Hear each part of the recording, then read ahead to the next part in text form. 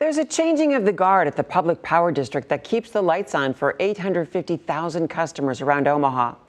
Tim Burke steps down as CEO in a little less than 2 weeks. He steered OPPD through some huge changes.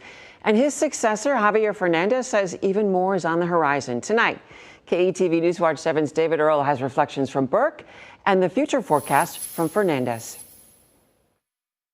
The energy industry Tim Burke spent decades in is changing at light speed. He knows because he sees it in his grandkids. They're reading and learning about the environment differently than I learned about the environment.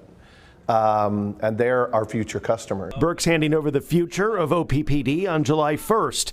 There will be a new leader in the corner office who will have to guide the change going forward. So we have to be careful about the way we change and the pace at which we change things.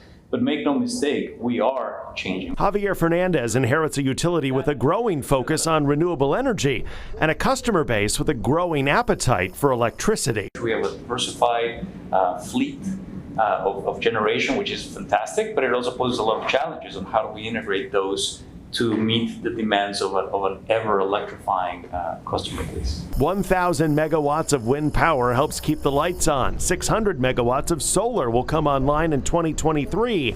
Put together, it's about the same amount of carbon-free power Burke had to pull the plug on back in 2016. He says there was just no way Fort Calhoun Nuclear Station could stay online. We just couldn't do that. Financially, we just couldn't do that. The nation's smallest nuclear plant.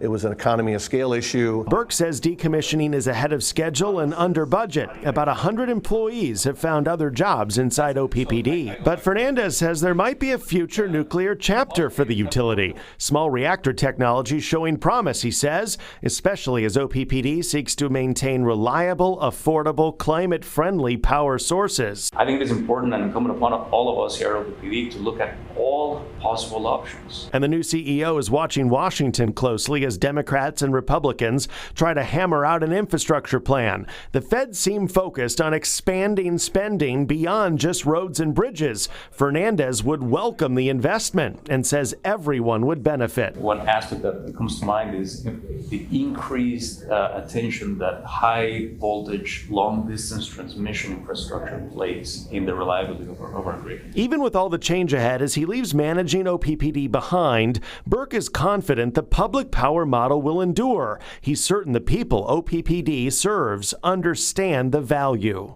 They can come to a public meeting once a month and raise a concern or an issue, or raise a concern and issue with 8 publicly elected board of directors. In the investor-owned utility, it doesn't happen in that same way. In Omaha, That's a difference in public power. David Earl, KETV Newswatch 7.